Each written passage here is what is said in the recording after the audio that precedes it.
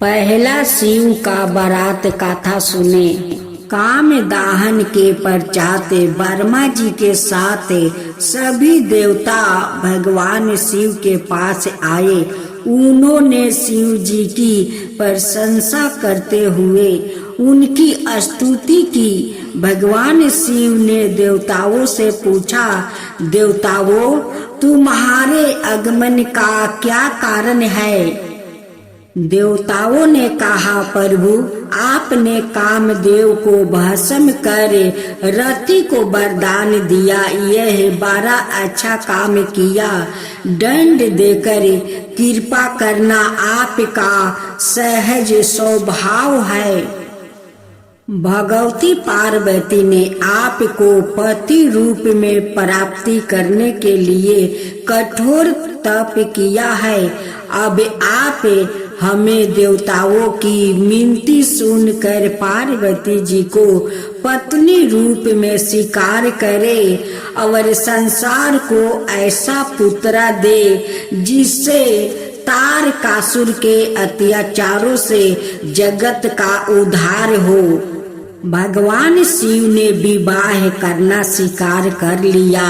सप्त ऋषियों ने उनके आदेशों से हिमावन के घर जाकर सारा समाचार कह सुनाया। हिमावन ने परम प्रसन्न हुए। उन्होंने शुभ दिन का विचार कर लगन पत्रिका सप्त ऋषियों को सौंप दिया। सप्त ऋषियों ने वह पत्रिका वर्मा जी को दिया। चारों तरफ आनंद छा गया। आकाश से फूलों की वर्षा होने लगी। नाना प्रकार के बाजा बजने लगे। 10 दिशाओं में मंडल कलश सजा दिया गया।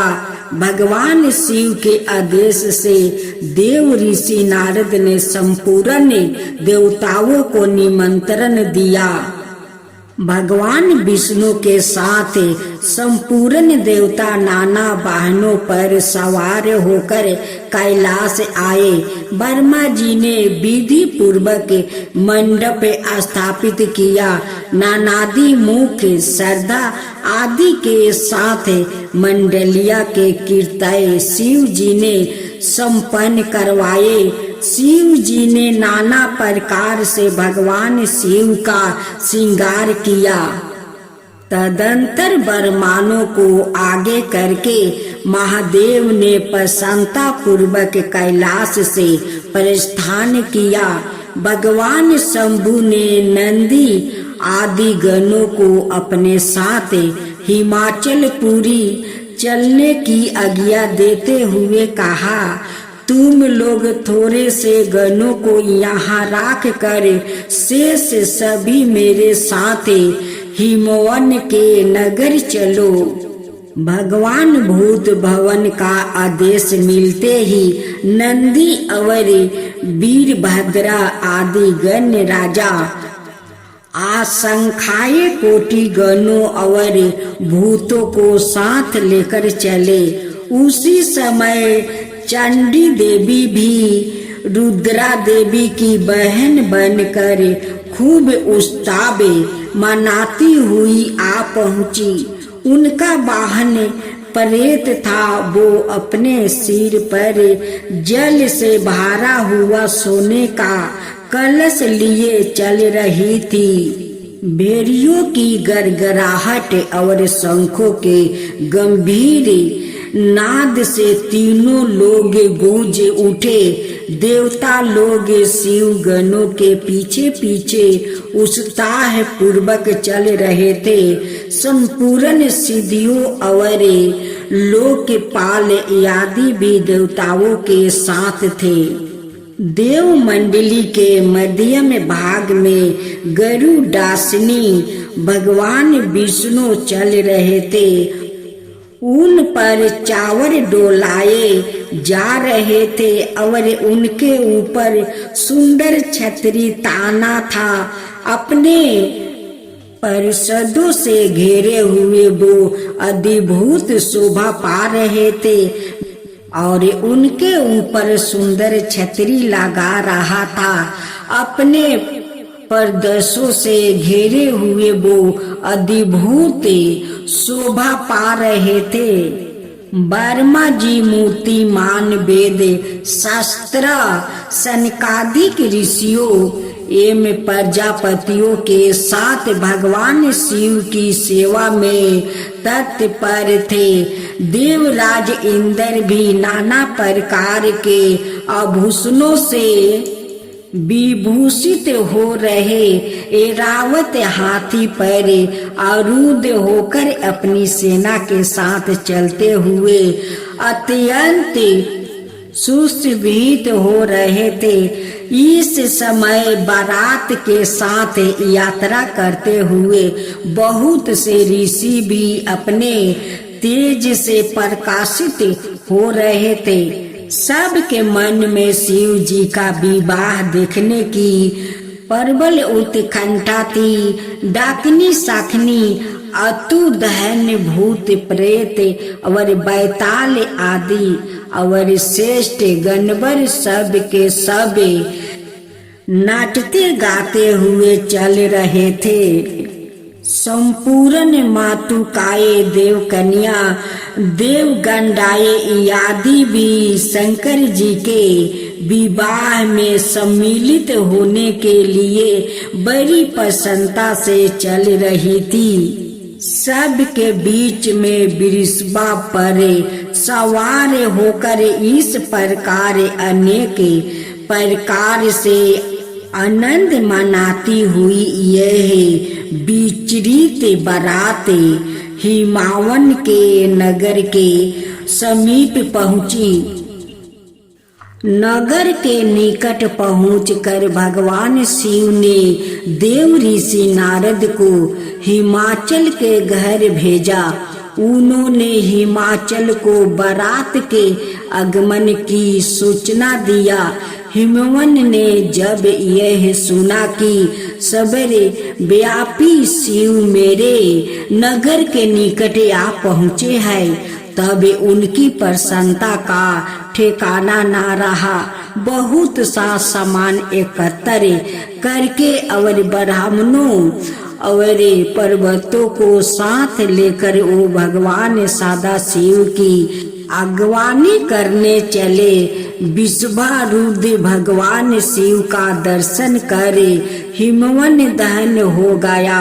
करोड़ों कामदेवों की छवि को मलिन करने वाले परमेश्वर की शोभा अद्भुत थी। उनके दिव्या अंगों के प्रकाश से संपूर्ण दिशाओं प्रकाशित हो रही थी। उनका श्री अंग नूतन रेशमी वस्तुओं सुशोभित था। उनके समस्त का दिव्या मटुक नाना रत्नों से जारा हुआ था, जिससे आँखों के चौधिया देने वाला प्रकाश निकल रहा था। आभूषणों बने हुए सरफ उनकी अंग कांति को दोगुनित कर रहे थे। गिरिराज ने सबको सादर प्रणाम किया।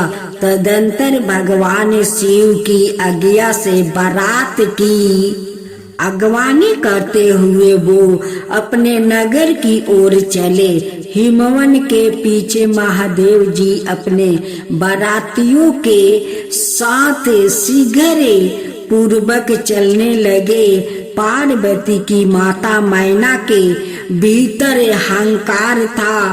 परमेश्वर शिव उसे नष्ट करना चाहते थे, इसलिए उन्होंने भगवान विष्णु और वर्मा जी से कहा, आप दोनों मेरी आज्ञा से देवताओं सहित अलग अलग गिरिराज के द्वार पर पहुँचे। हम पीछे से आएंगे। शिव जी की आज्ञा सिर धारो कर सबर प्रथम भगवान विष्णु हिमवन के द्वार पर पधारे। वो संपूर्ण शोभा से संपन्न थे। उनका सदाए करोड़ों कामदेवों को लज्जित कर रहा था। उन्हें देख कर मैना के नेत्रा चकोर बन गया। उन्होंने प्रमुदित होकर नारद जी से पूछा, नारद, क्या यह ही मेरी शिव के पति है? नारद जी बोले, देवी, यह शिव के पति नहीं, यह तो भगवान श्री हरि है।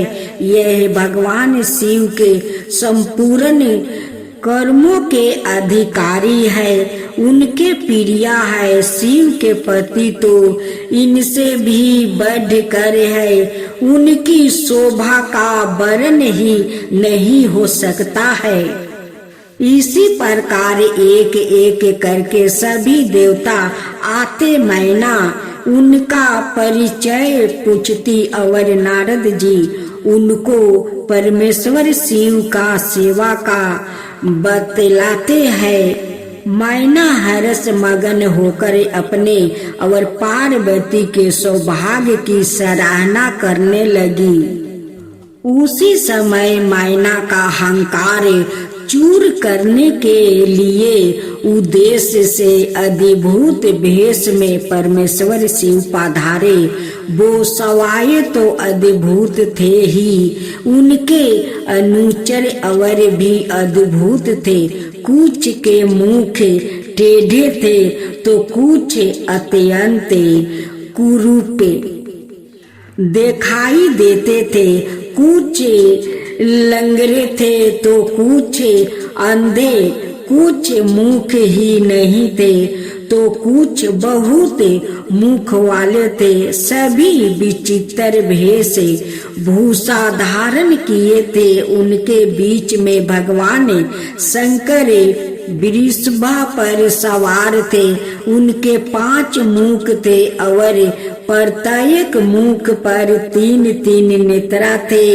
मस्तक पर जाटा जूटा, गले में सांपों की माला, 10 हाथ, हाथों में पिनका और त्रिशूल, आंखें भयानक विचित्रा भेष था। शिव जी का अपने दामाद का यह रूप देखकर मैना के हाथ में थाली छूट गई।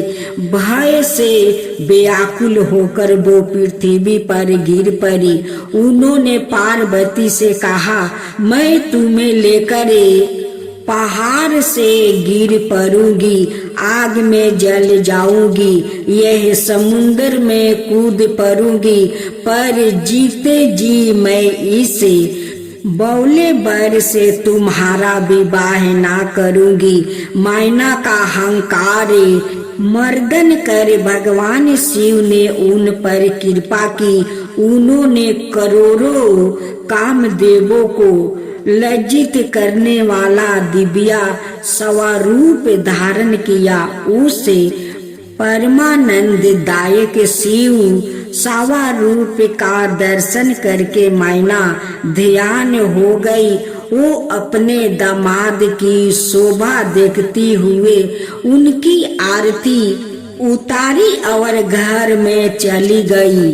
अब आप सुने पार्वती का कुल देवता का पूजन, पार्वती को स्नान, विधि विधान विवाह का।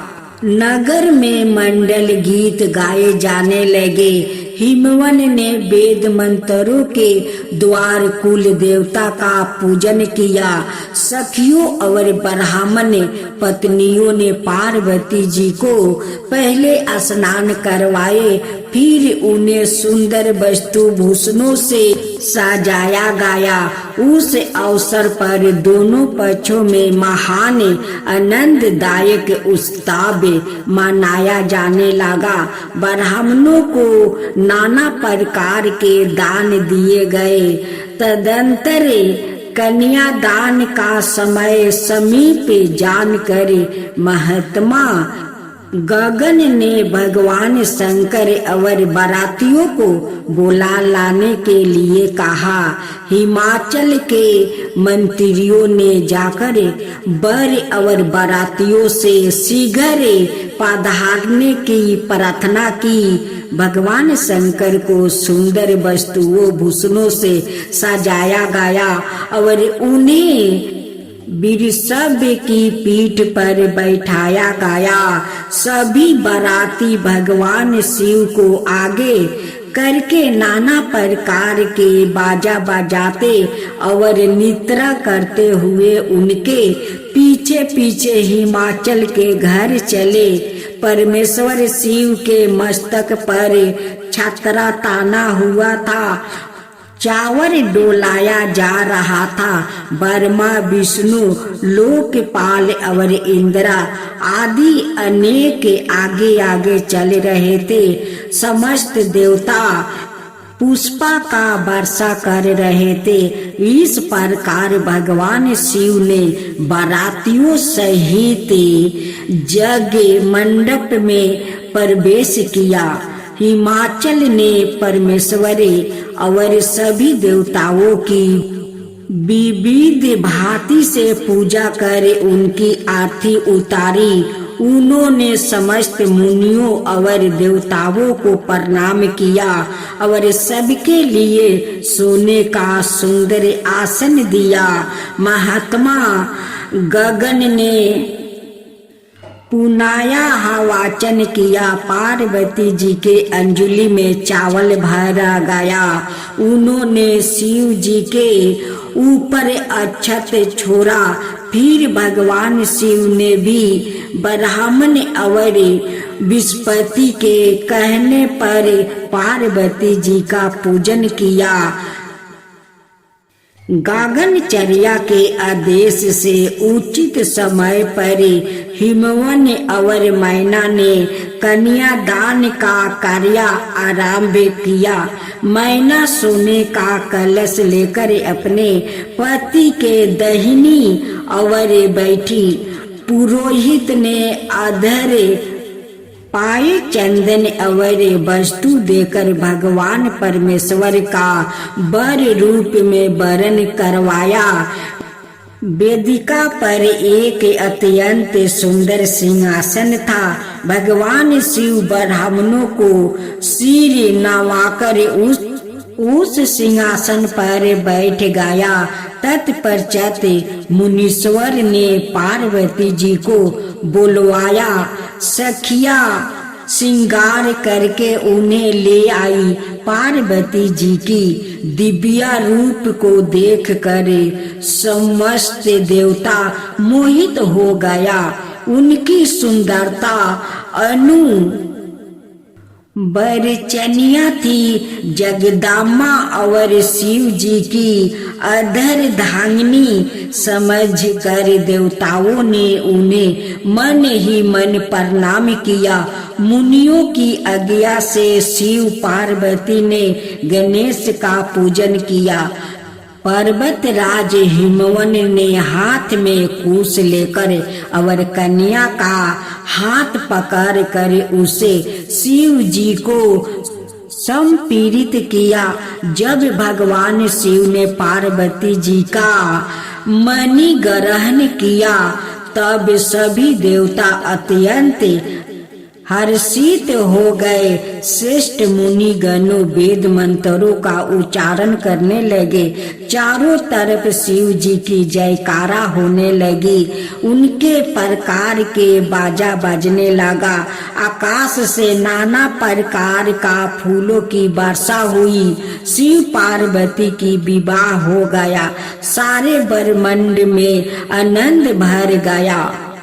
हिमवन ने अनेकों दास दासियों, रथ, घोड़े, वस्तु और रत्न आदि गाड़ियों में लदवाकर दहेज में दिया। फिर हाथ जोड़कर उन्होंने कहा, हे शंकर, आप पूर्ण काम है, मैं भला आपको क्या दे सकता हूँ। ऐसा कहते कहते हिमवन ने आंसू प्रीत नेत्रों से शिव जी के चरणों को पकड़ लिया। भगवान शिव ने अपने ससुर को उठाकर हृदय से लगा लिया और उन्होंने समझा कर संतोष किया। मैना ने शिव जी के चरणों को पकड़ कर कहा, हे नाथ, ये है उमा मुझे प्राणों से बढ़कर प्यारी है। आप इसे अपने घर की सेविका बनाइएगा और इसके अपराधों को क्षमा करते रहिएगा। मेरी आप से यही विनती है। शिव जी ने अपनी सास को भी बहुत प्रकार से समझा बुझाकर संतोष किया।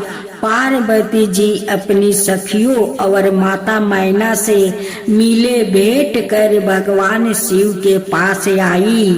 महादेव जी ने याचकों को भांति भांति के दान देकर संतोष किया और पार्वती जी के साथ लेकर कैलाश लौट आया। उसके बाद शिव पार्वती विविध प्रकार की लीलाएं करते हुए कैलाश पर शांत रहने लगे।